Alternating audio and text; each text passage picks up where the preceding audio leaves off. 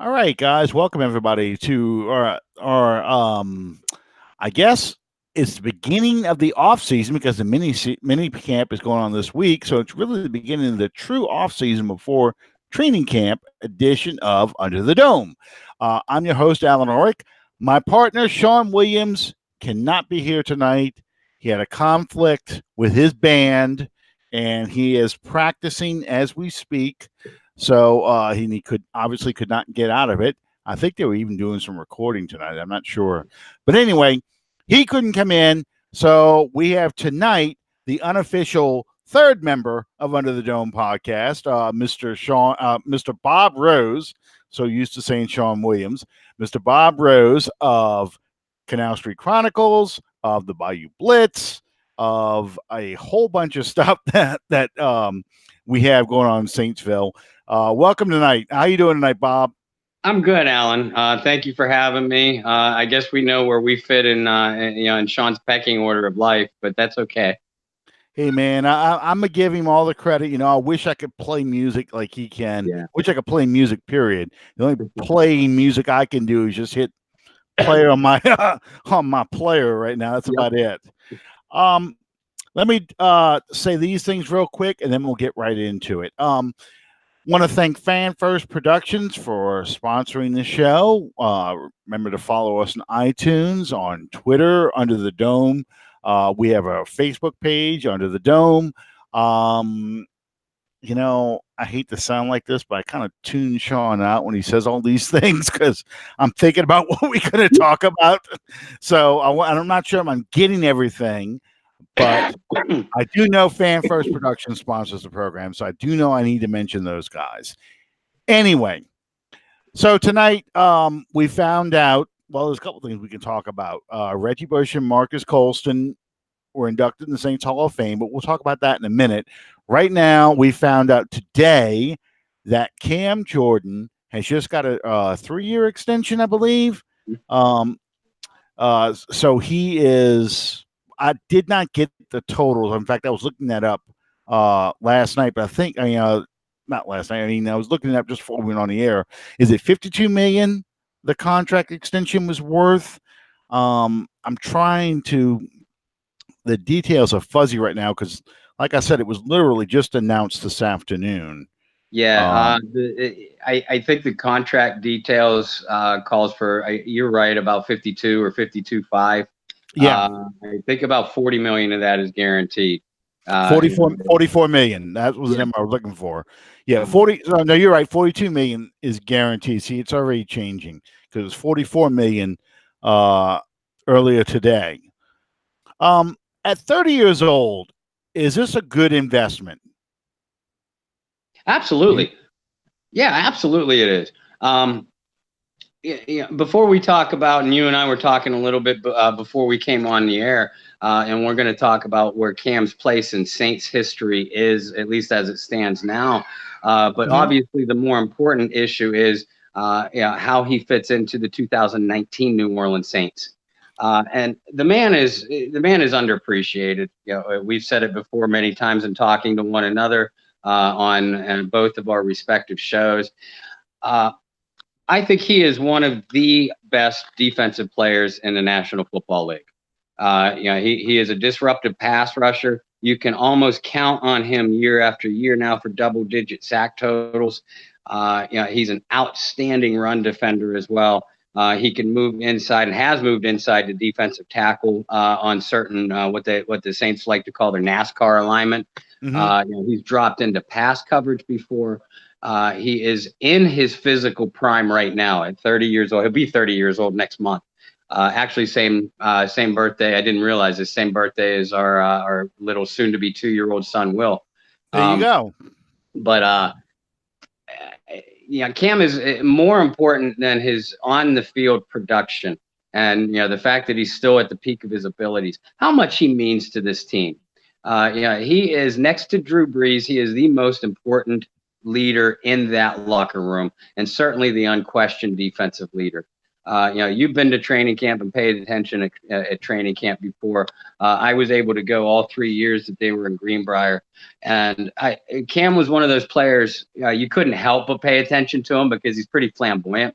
But Cam is just one of those guys that younger players gravitate to, and he is in the ear of those younger players about everything. I remember in Tyler Davison's rookie year, it was after practice. And they were in the autograph line, and going down, and he was within earshot of us, of my 2 daughters and myself. And Cam was chattering nonstop to Tyler, about this is what you do in this formation, this is what you do when you recognize that. He is just nonstop, and that's what he means to the younger guys on this football team. And the fact that they locked him up to, I know it's a high amount of money, but it's not a ridiculous sum. I think it means a lot to this Saints organization going forward to have him locked up through supposedly the 2023 season. Yeah, I totally agree with everything you're saying. And, I think about some of the comments I've read on Twitter and on social media when they talk about the personalities in the locker room. One of the things I really got a kick out of, because I can relate to this, and anyone that's been around me for any length of time knows this. They said if they had a party, Cam Jordan's got the music. He's the DJ. And that's his personality. He is, like you said, he is the unquestioned leader next to Drew Brees. He's the leader of that defense. He is a voice in that locker room. And you think about his father, Steve Jordan, and how long he played. I was just looking, Cam Jordan has played in 127 out of a possible 128 games. Mm-hmm. So he's been healthy, been productive, had 12 sacks last season. Last year, he was knocking down passes, reminding people of J.J. Watt's prime years when they were calling him J.J. Swat. He's a complete defensive end. He can play anywhere on the line. He can stop the run. He can rush the passer. He never comes off the field. A lot of people are concerned about the depth on the defensive end side. Well, if you think about it, Trey Hendrickson was inactive most of the season last year because you had Alex Okafor and Davenport as the only other 2 active defensive ends. Jordan never came out. So the other thing I like about this move is it's a great signal to the locker room because it shows the Saints take care of their productive players no matter how old they get, because I know Ingram was popular and it's unspoken, but there's a thing that all locker rooms go through. If you turn 30 or older, you're out of here. You have to really be important to this franchise for them to want to pay you when you turn 30. So by paying Jordan and giving this extension and basically saying, you know what, we want you here for the rest of your career, it really sends a positive message to the locker room that we take care of the guys that take care of us. And I think that's a great message to send to a Michael Thomas. I think it's a great message to send to an Alvin Kamara.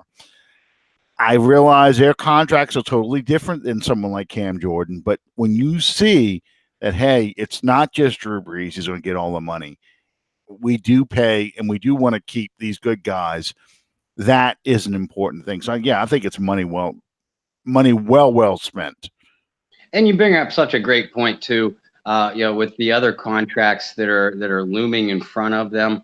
The biggest name next year, of course, is Michael Thomas, and that's going to be the next one. And the Saints addressed it in a little bit of a ways today after the Jordan contract was announced.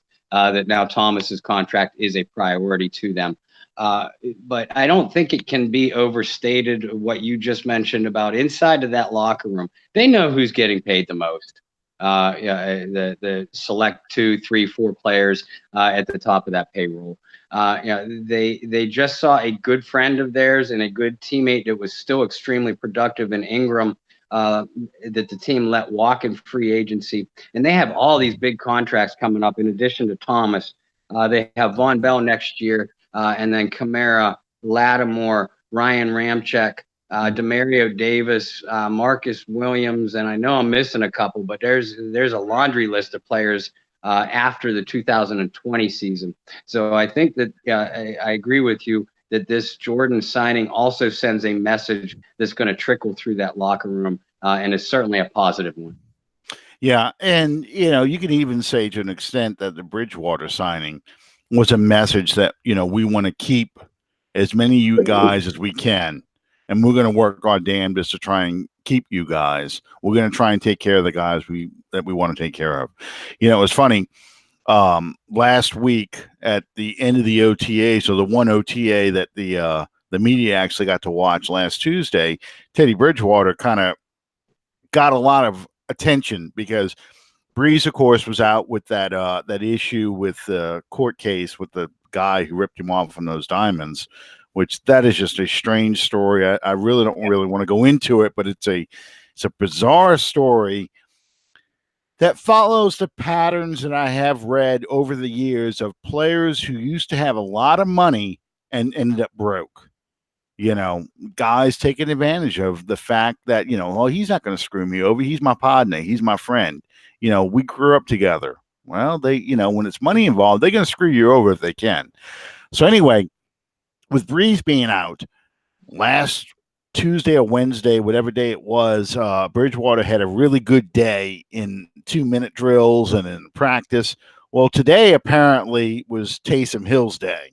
Hill apparently was just throwing passes all over the field, looking like a real NFL quarterback.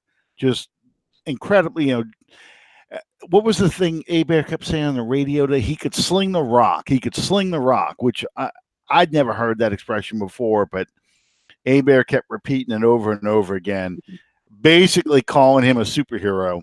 The name that kept coming to mind, he wanted to call him was Captain Mormon. I know. He is not a nickname guy. No.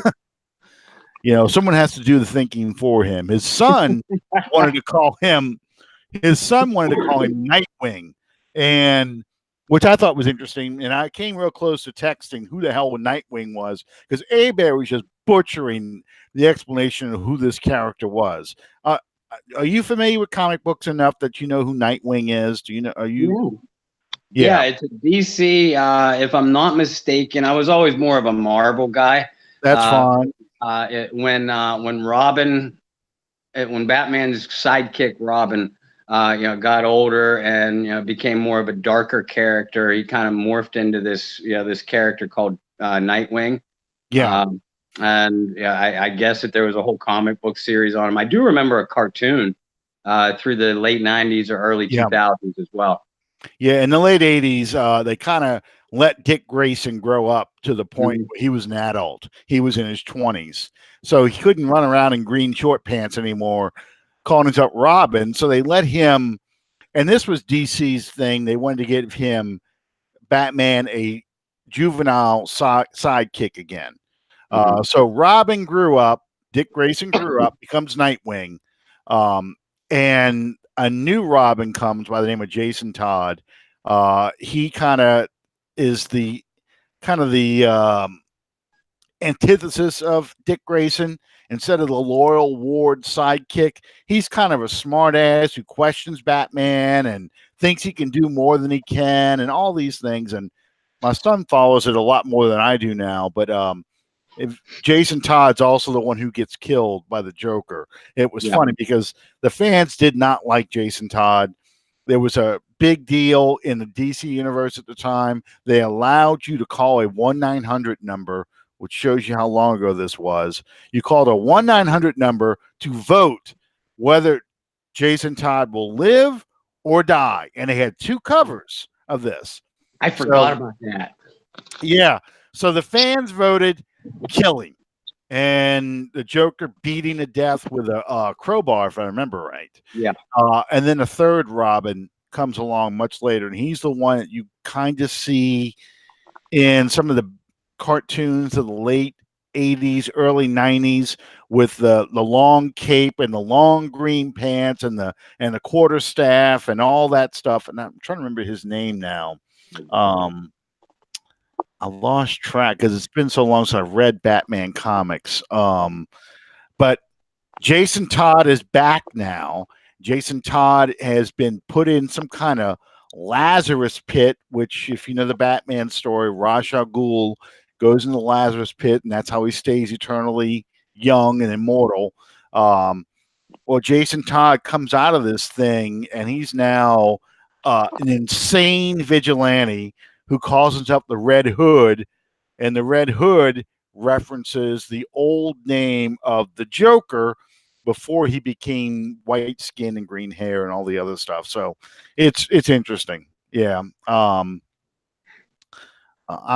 It's going to drive me crazy to figure out what this dude's name is again. Robin 3. Because I even had the comic book for a while too with this kid.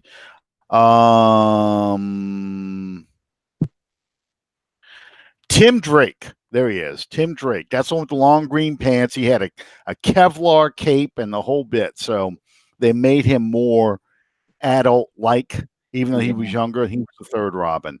But there we go. So I just revealed to everybody how much of a comic book geek I am. But that's going back. That's who T-Bob Abear thinks Taysom Hill is like. He's like the grown-up Dick Grayson because he's 28 years old. He's now grown up out of the sidekick as a backup quarterback. He's ready to be a starter now. No. Hey, like I said, they're in shorts and T-shirts. There's no way you get excited about that. It's shorts and T-shirts. You just cannot get excited about those things. You know, wait till they put the pads on. Wait till they're rushing you. Wait till they don't know what you're going to do. You know, that's when you can really see who's good and who's not. So, anyway, the next thing I want to talk about though is the Hall of Fame induction. Reggie Bush, and that's why I have this jersey on, you know, this the throwback Reggie Bush jersey or the Al Dodd jersey, depending on your point of view. Reggie Bush and Marques Colston both get in the Hall of Fame. Marques Colston's a no-brainer. He deserves to be in the Saints Hall of Fame. All-time leading receiver, had retired with all the marks. We know Michael Thomas will probably surpass most of them. But when he retired, he had every receiving record the Saints could possibly have. Reggie Bush, on the other hand, that's a bit of a question. I've seen a lot on Twitter about this, where you know people are like, does Reggie Bush really belong in the Saints Hall of Fame? Your opinion, Bob? Do you think he belongs in the Hall of Fame? I do. I do. I'm like you. I didn't so much scratch my head that Bush got in. I myself, and I know we'll get into this topic in a minute. I myself would have taken someone like Devery Henderson, or maybe someone from that offensive line, that is eligible, over Bush. I don't. And I actually saw the opposite thing that you did on social media right after the announcement was made. Some people calling Reggie Bush a far more important asset to that 2009 and those early 2009 Super Bowl team and those early Sean Payton teams than what Marques Colston was. I thought that statement personally was ridiculous. I think Marques Colston is as good an offense, is right up there with as good an offensive weapon as ever worn a New Orleans Saints uniform. Bush, on the other hand, he was fun to watch. He was a novelty. And he was the type of back that Sean Payton, uses extremely well in his sort of offense. We saw him use Pierre Thomas, Darren Sproles, and now Alvin Kamara. It's like each one improved over the last. And Bush was that sort of threat.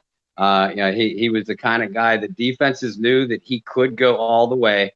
At any point in time, he had that game-breaking speed, but you didn't count on. Reggie Bush was not the kind of guy that you counted on to need, where you needed him to touch the ball 18, 20, 25 yards, 25 times a game. He just wasn't that type of player. I know I just called him kind of a novelty a minute ago. That is probably taking it too far to the other extreme. But the Saints' offensive success, it ran through Breeze, Colston, that offensive line, and a balanced running attack. And again, Breeze's brilliance, not so much the exploits of Reggie Bush. I don't even know off the top of my head. Do the Saints Hall of Fame inductions? Is there any specific criteria as far as you need to be out of the league X number of years or anything like that? Do you know, Alan? I think it's 5 years. Okay. They have to be out of the league 5 years or away from the Saints for 5 years. They like to have players that are already retired, obviously, Right.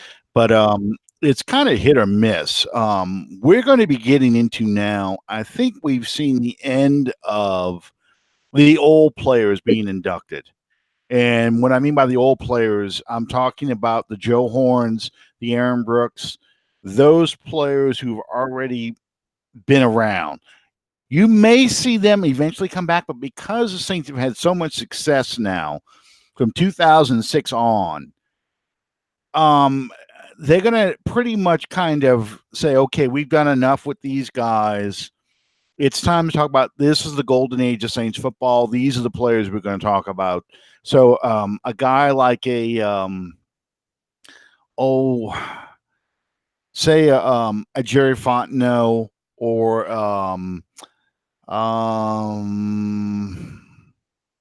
gosh, it's getting a little hard for me to think about some guys who have not been inducted yet from the past. Maybe a Quinn Early. It's going to be hard for them to get in now. It's a lot harder than it was pre-2006. Yeah, the reason that you just mentioned, because they've had so much success over the last, basically over the Peyton Breeze era, which is a shame because I think a guy like a Keith Mitchell or a Quinn Early or even a Jim Everett, who still sits very close to the top of all the Saints passing chart leaders. Yep. Those guys are at least as deserving as a handful of guys that are already in there. And I agree with you. I think that they might be overlooked for a couple years. We might see it come back around. But basically now the Hall of Fame, the team Hall of Fame is going to be focused on basically 2009 and beyond. Yeah, and something you touched on a minute ago too, regarding Reggie Bush's inclusion in it. I think he belongs in just because of the 2006 season. Mm-hmm. You think, and I know because I was here after Katrina in the aftermath. I went out to eat in a restaurant with my family, and this is back in the days of limited menus and things that people who don't live in a hurricane ravaged area can relate to at all. But we were in a restaurant with I think it was a Chili's or something like that. When they announced that the Houston Texans were going to take Mario Williams. Mario Williams, thank you. I kept wanting to say Mario Edwards. It was not him. Mario Williams over Reggie Bush. This is back in the day of no internet. Everybody had flip phones. Remember this? It's a free iPhone. You could see people's alerts coming up on their phone, and they're all checking their phones. And the buzz is going all over the restaurant. And people just like, we're going to get Reggie Bush. We're getting Reggie Bush. We're getting Reggie Bush. And, the last time the Saints had that kind of buzz was on draft day in 1999 when they made the trade for Ricky Williams. I know it's a terrible comparison, but that is the reality how Saints fans felt. That was the person, that was the star we were waiting for to make the team relevant again. And if you track the sale of season tickets in 2006, from the time that it was discovered that we were, ticket windows open, to we got Reggie Bush, because even Drew Brees did not excite that many people. Right. Because you didn't know if he was going to be able to function. You didn't know if his arm was going to hold up. You didn't know any of that stuff. So from the time Reggie Bush was announced as the guy that the Saints were going to end up getting, much like Zion Williamson over there with the Pelicans, same kind of thing. That buzz got people out there to buy tickets. They were all starting to buy season tickets, and from that point on, we've had sellouts every year. And that is an amazing thing because 3 years earlier, in 2003, there was real talk and there was a report out by a some sort of economist slash population growth study guy, whatever, saying that New Orleans could not support an NFL team any longer, that they were going to have to become a regional team. And Bobby Hebert still talks about this crap every so often, but talking about maybe moving the stadium to Biloxi or to the Gulf Coast, just on the border between Louisiana and Mississippi, calling them the Gulf Coast Saints and all these things, because they were going to have to draw all this financial support to support an NFL franchise. All that went away with the arrival of Reggie Bush and Sean Payton and Drew Brees and all that stuff. And that's why I think Reggie Bush belongs in the Hall of Fame. It's not just his impact on the field, which people kind of forgot about because of the guys you mentioned earlier, the Pierre Thomases, Darren Sproles' 2011 season. We kind of forgot about that Minnesota game from 2008 where Reggie Bush returned 2 kicks for touchdowns, almost had a third, almost single-handedly won that game because the offense stunk that night. If you watch that game, and it's on YouTube, if you watch the 2008 Vikings game, the offense stinks. Drew Brees looks terrible, and really the defense blew it at the end of the game. But Reggie Bush almost single-handedly brought that team back in that 2006 season. How much of that, you look at Reggie Bush, he was the one leading the chance, not Drew Brees. He was leading the chance. And, the NFC Championship game that year, when he does that little dump off pass and he takes off, and you see Brian Urlacher looking like he's got the angle, next thing you know, there's Bush going all the way for a touchdown. It really, unfortunately, people remember the bad things. They remember him being injured in 2010. So they don't think of the impact and the excitement of that's when I got this jersey. I got this one in 2006.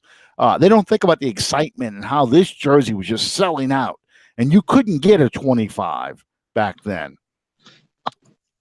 So that's the part. That's why I think he belongs in the Hall of Fame, because it was the impact he had on the franchise. And you cannot.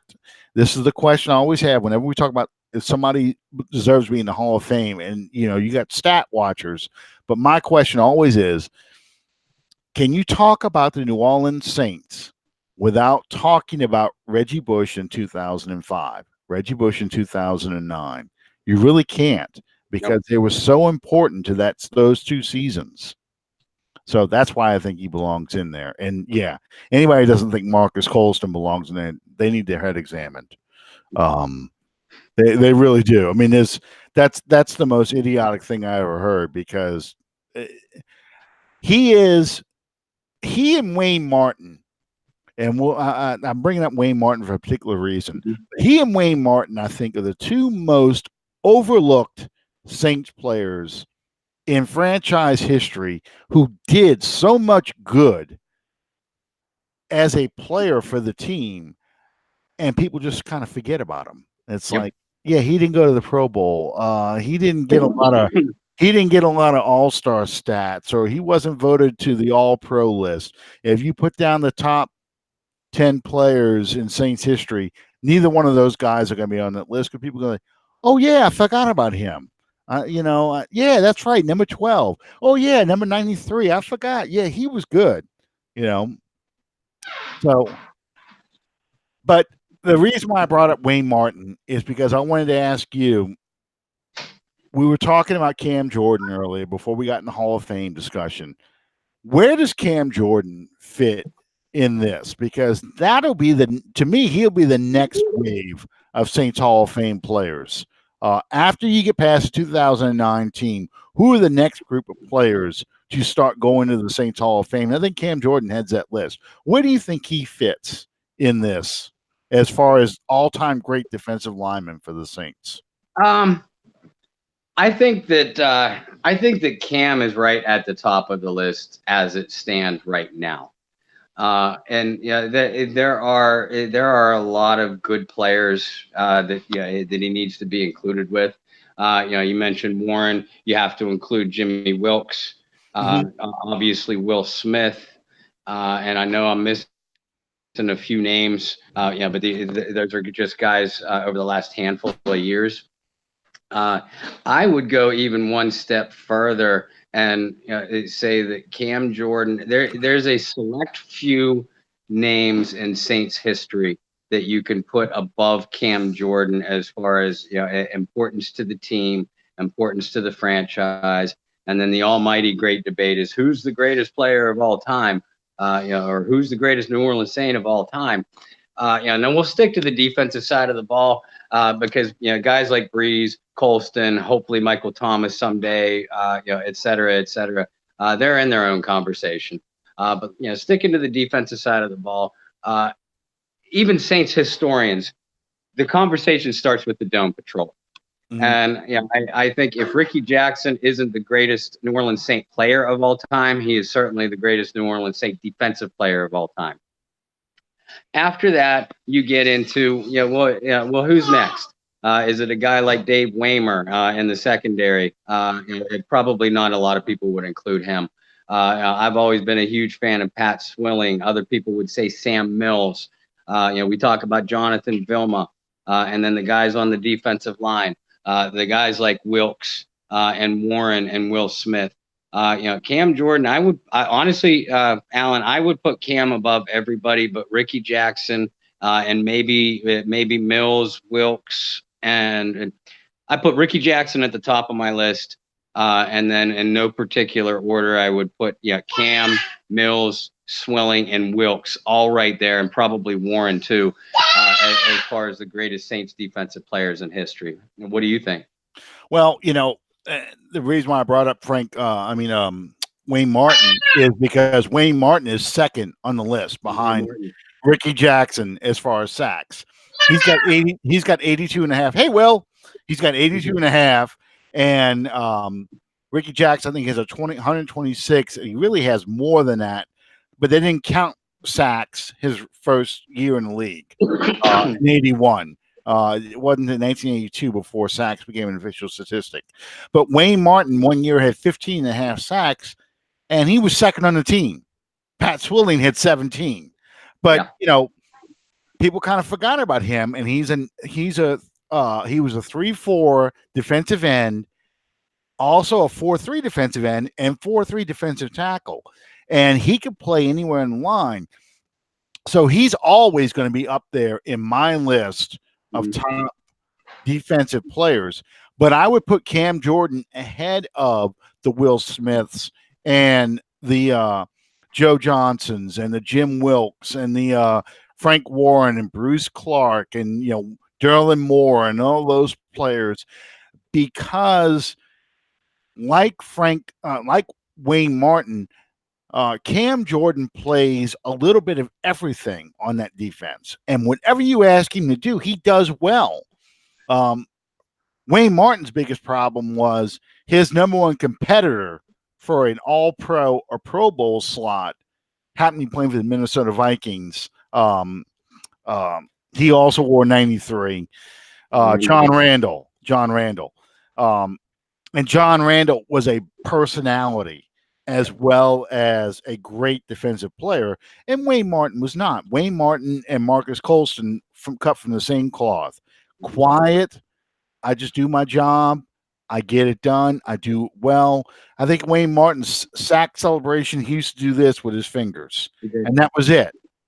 No attention drawn to himself, where, you just look at NFL films and the John Randall sound bites are awesome. I mean, everywhere from regulator, mount up, we're coming, and big dogs in the house, all that stuff.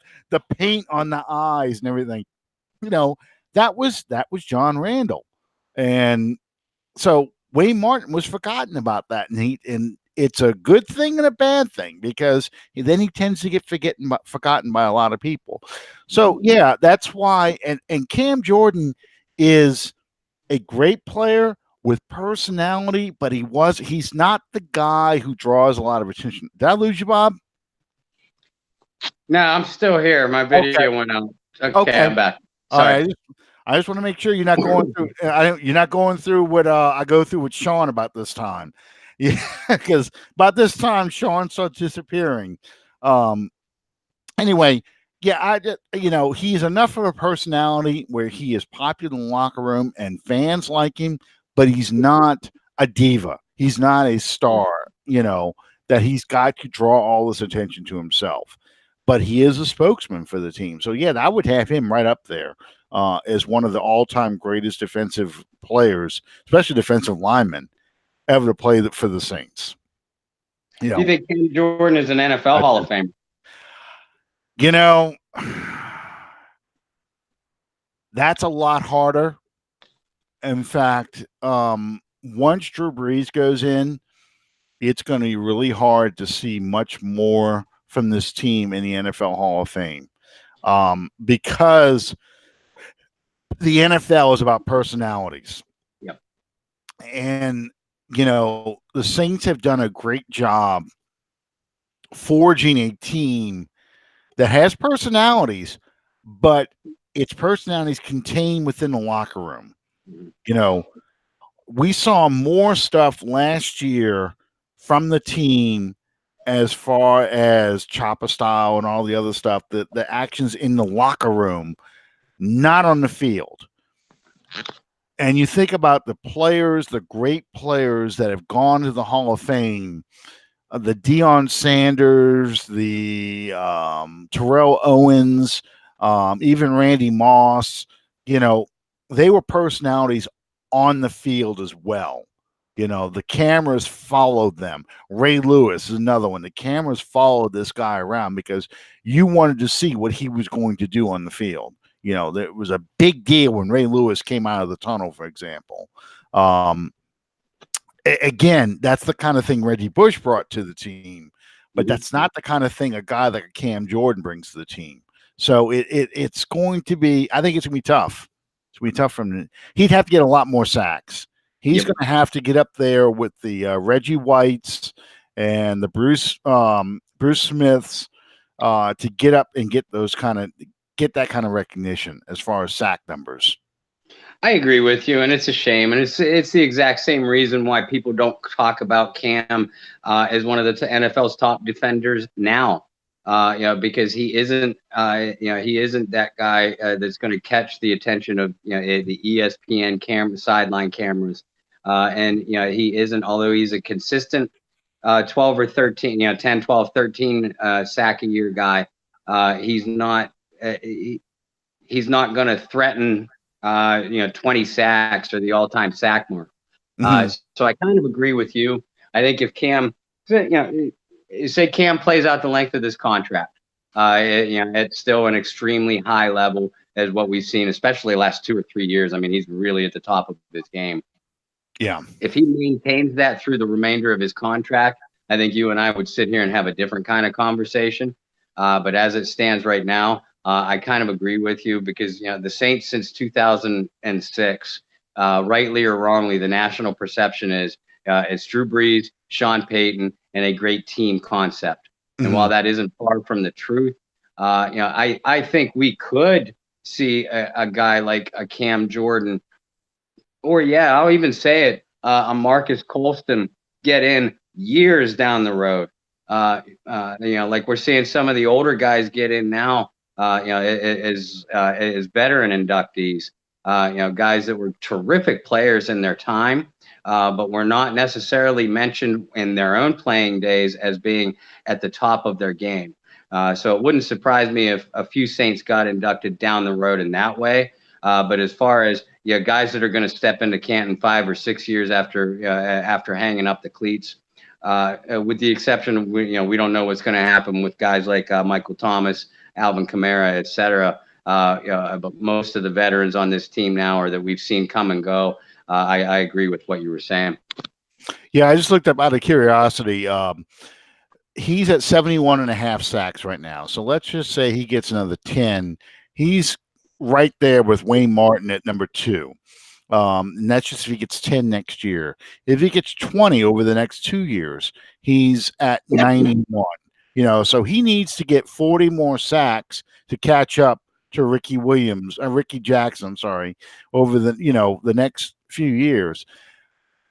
My thing, I think, for him to get the recognition he deserves from the media is going to have to be a game where he just takes over, like a Reggie White did, where he comes in and, we've seen some of the plays where he's done that. Like you think about the Detroit game where he basically picks up that poor tackle and throws him into Matt Stafford, for a sack.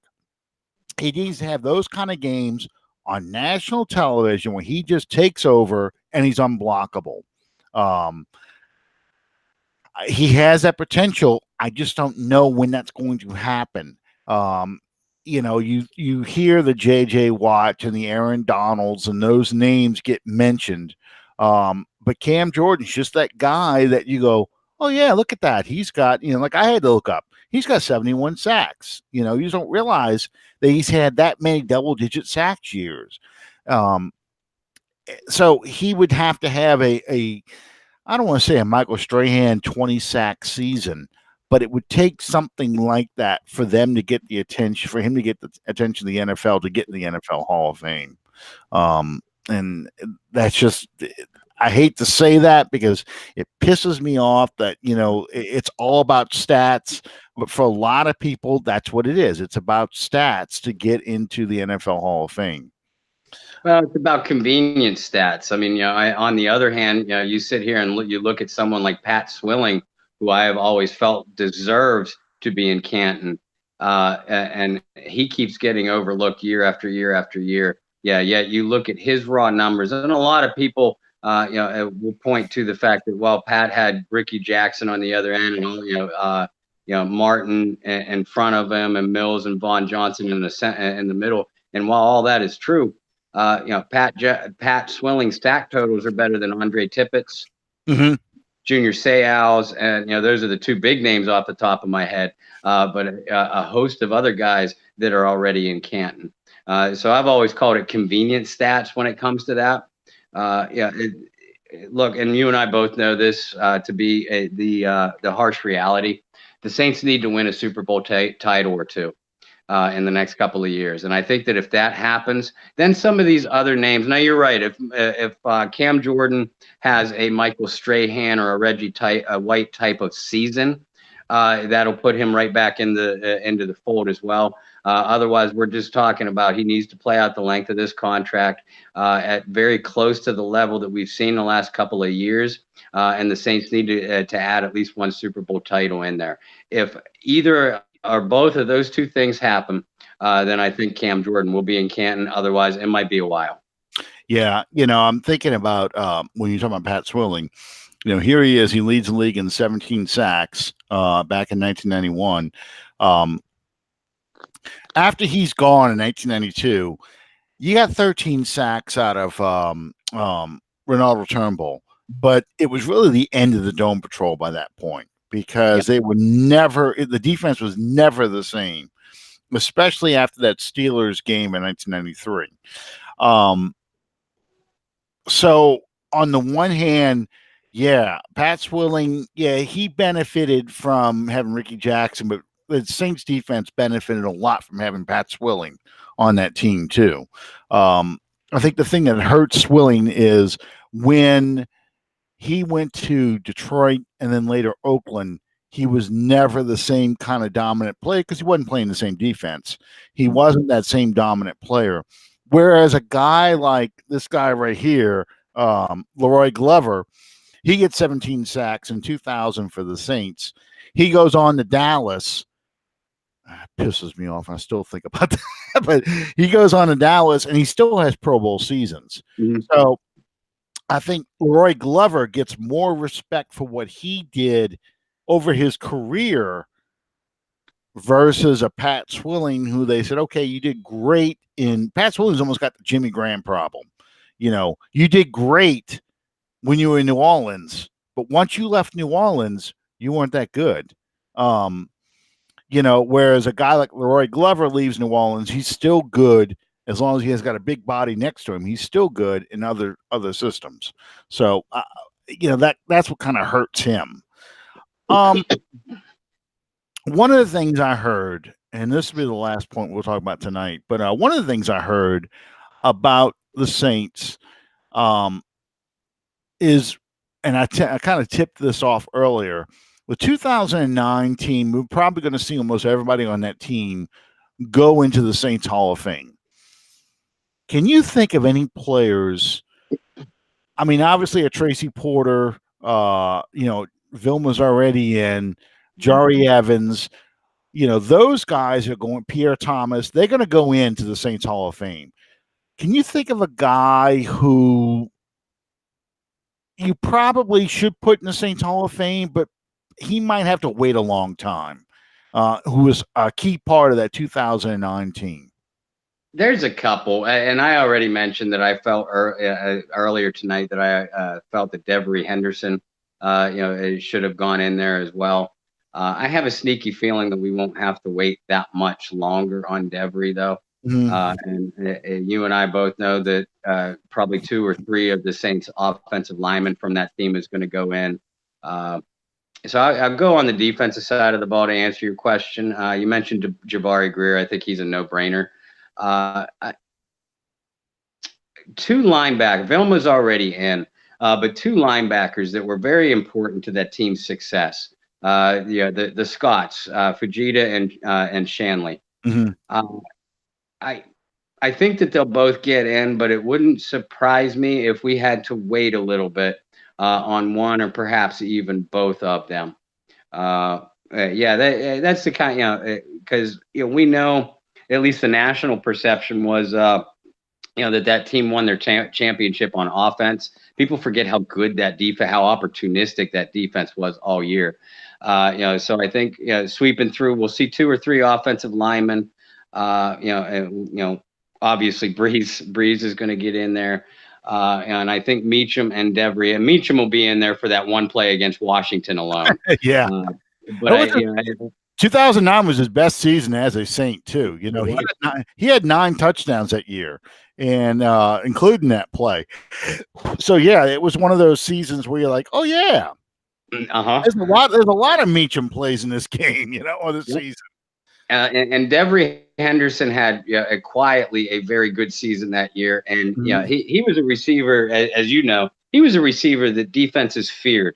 Much like Ted Ginn Jr. is now for this offense, he was the guy that would blow the top off the defense. And Marques Colston kind of made the wheels run underneath. Drew Brees was Drew Brees. Lance Moore was a terrific third down threat. We mentioned earlier how Bush was an explosive threat, but Devery was the guy that defenses that secondaries feared. And for that reason, I think Devery will be in. But yeah, like we said, people forget how good, how solid in crunch time and how opportunistic that Saints defense was.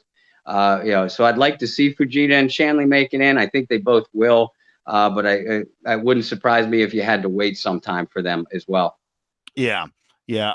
There's a couple players on the defensive side I'm thinking about too. Well, there's one guy who deserves to be in, but will never be in. Right. Yeah. Cause he's in jail and he, you don't win a Super Bowl without Darren Sharper, but Darren Sharper has ruined his chances of getting both into the Saints Hall of Fame and the NFL Hall of Fame. I mean, it's just the reality. It's a shame too, because, that's someone who literally threw away his life with just stupid decisions. Yeah. But that being said, the players I was thinking of, obviously, you when I mentioned Tracy Porter, People are like, yeah, but he wasn't that great a defensive back. I understand that, but he had two of the biggest interceptions in team history, not just one. So that would separate him from, say, a Chris Reese, who he was the guy who recovered ambush, but he was a special teams player, and that was really his only play. Tracy Porter, you don't go to the Super Bowl, and you probably don't win the Super Bowl without those two interceptions. So that's why he would go in. But the guy I was thinking of, who's probably going to have to wait a while, but his story alone, I think, justifies him going to the Saints Hall of Fame, is Anthony Hargrove. Here's a guy that nobody wanted. He had a chance at the Rams, got in all kinds of trouble, got kicked out of the league, suspended for the year, gets reinstated, sends a video to all 32 teams saying, hey, I'm clean, I'm sober, I'm good. Somebody take a chance on me. The Saints are the only team that calls. And to have him have that impact and go to the Super Bowl, it was just an unbelievable story for him. And it's just one of those kind of guys that only in New Orleans would he end up being the success that he was. If he goes to New England, if he goes to the Steelers, I'm just trying to think of some teams that have been to a lot of Super Bowls. The Giants, maybe in the 80s, that kind of, he gets lost. People don't really think much of him. But in New Orleans, he kind of became the face of the city to the extent of he's the underdog, the guy who shouldn't make it, and look what happens. So, but I think it's going to be a while. I think they're going to look at him as saying, yeah, but he had that one good year. He wasn't that good in 2010. He was part of Bountygate. Allegedly, he said, well, I've watched the NFL films 1,000 times, if not more. I have never, ever heard the alleged comment that Favre's out the game. Somebody pay me my money. Right. I've heard him say Favre's out the game, but I've never heard that the next line that was supposedly said, that someone pay me my money. It's never been said, but he was an important defensive lineman that season. So I think he's somebody that deserves to be in the Hall of Fame, the Saints Hall of Fame, as a symbol of that 2009 team. But I think he's going to wait a long time before the Saints, whoever makes it, the sports writers and the alumni board or whoever it is makes that decision, puts him in there. Do you think, and I've heard this suggested, and I'm not necessarily against it, but do you think that the 2009 team, should be inducted as a whole? Yes, but I got burned last time because of this. I think if the Saints go to the Super Bowl again, if the Saints go to the Super Bowl this year and win another title, then the 2009 team gets inducted as a whole, and so does whatever the next Super Bowl team is. Let's say the 2019 team goes into. I think that's when you make that decision. You honor, because the Steelers, for example, honored each of their teams. Yeah. And I think that's what you do when you have multiple titles. You just put in whole teams, then you start adding players, because you're going to have, except for Breeze now, and I'm trying to think, I don't think there's anybody left from the 09 team other than Breeze Morstead on the roster. Yeah, Morstead. That's true. I forget about Morstead. But yeah, other than Breeze and Morstead, there is no real connection to that 09 team. It's now been 10 years. And that's a long time in NFL timeline. So yeah, you put both those teams in there. That second team goes in, wins a championship. You put that 09 team in right away to get ready to honor that, whatever the future team is. I just think you do. No, I'd agree with that. I hadn't thought about that answer before when I asked the question. I was just kind of thinking because that 2019 was special for so many reasons. Anytime you win a championship, it's special. But just how far that city, how far that region had come since Katrina in 2005. And just kind of rose up from the ashes, both the region and the football team, culminating in that 2009 championship. And as someone who's been fortunate enough to win multiple championships myself, the first one always is a little bit special. It might not be the best one as far as your performance or your team or even how you got there, but it's always gonna be the sweetest one. Yeah. Yeah. And that team's going to have a bond. And they've talked about that before because it was the first one. That team will have a bond that will never be broken. I mean, you saw that when Will Smith died. Reggie Bush goes out there in the 91 jersey. They will always have a connection. And that's really special. And I think by having two championship teams, it makes that 09 team even more special. Because you can talk about, this was the one that we thought would never happen, and look, we got another one, but this is the one, the first one, the most special one. So, I jinxed myself last year. I bought a new vehicle, and they had the license plates, Saints Super Bowl license plates, and I was going to go buy one from my vehicle, and I said, you know what, I'm not going to do this yet because they're going to win a Super Bowl this year. I'm gonna wait until the license plate with the 2 Lombardi trophies on it. I'm going to go get that one and put that one on my car, and I'm going to stand out and all these other. And then the no call happened. Yeah. So, we know it wasn't Goodell. It was you. Yeah, I know.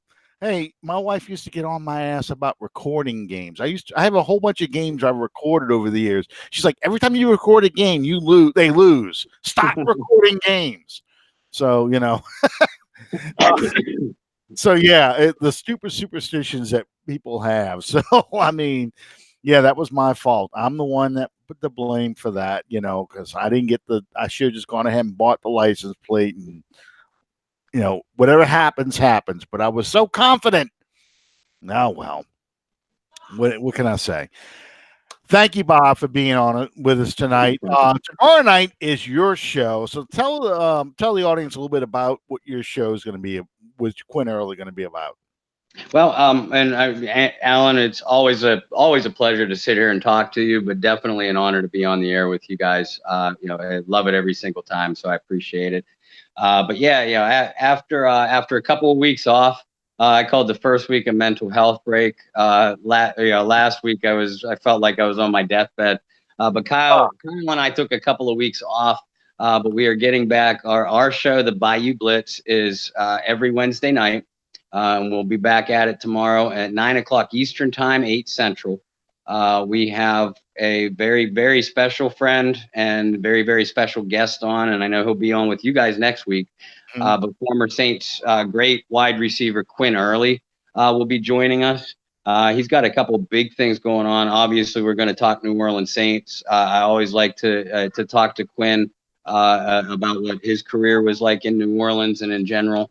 We're going to talk wide receivers, I think, tomorrow because it's obviously one of his areas of expertise. But anyone who doesn't know Quinn, shame on you. You should really follow him on social media. I mean, he's such a spectacular person. And he wrote a book a couple years ago called Bryant Acres that benefits Alzheimer's.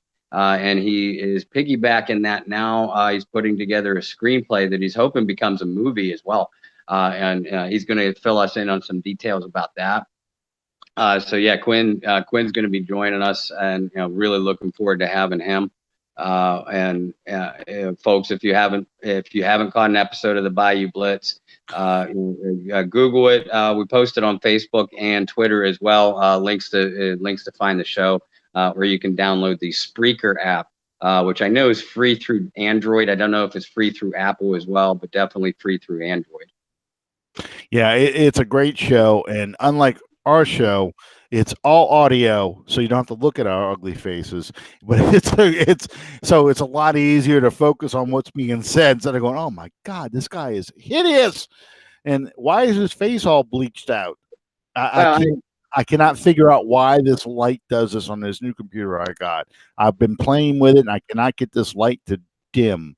So, if I sit further back, it's not so bad. But, then I got the triple chin going, Well, Anyway. and I always tell you guys are brave every time you bring me on, because there's a reason why our show is audio only, because I have a face only a mama could love. There you go. Well, you got a mama and you got a little boy that loves it, so I know that. Yeah, and you just had a painful memory come up on your Crescent City Chronicles story, talking about the infamous, and it was until the Buffalo Bills beat the Houston Oilers in the postseason. It was the largest comeback in NFL history in 1980, when the 49ers came back from 35-7. They were down, and they came back and won that game in overtime, 38-35, from the infamous 1988 season. So you were talking about, the impact that had on the franchise and the start of the 49ers dynasty. So, what made you decide to write that? At first I started doing it as off-season filler for Canal Street Chronicles a couple of years ago, when I started with John and those guys over there. Because there's only so many times that you could break down the defensive line or the offensive line or any of that stuff. And I think we all do a great job of that. But I consider myself a football historian, and particularly the New Orleans Saints. So I started this series, and I call it New Orleans Saints Triumphs and Tragedies. And I've done a handful so far. They're fun, but they take a lot out of me, both the triumphs and the tragedies, because it's kind of the ones that happened during my lifetime, where oftentimes I would sit there and watch on TV, like that 1980 game. And I hate the 49ers, by the way. It kind of brings back all those kind of different memories. But it is fun to kind of delve into the history. I mean, we all know, no disrespect to anybody listening or that's following our work, but millennials, y'all don't have great memories. So we like, Alan and myself are historians. We're not get off of our lawn kind of guys yet, but we're historians. And I know when Alan and I have gotten together in the past, when we were down there last year, we were kind of in a world of our own, you, me, and Sean. So these kind of pieces are fun for me to do. I try to alternate triumphs and tragedies. Like last week, I think I did one, Saints triumphs when the USFL folded, and kind of what that meant to the Saints organization. I'll obviously get into some more recent ones as well. But I know you remember this well. At some point in time, I'll do a tragedy on the 1979 Monday Night Mayhem. Is what I'm going to call. I know already what I'm calling it.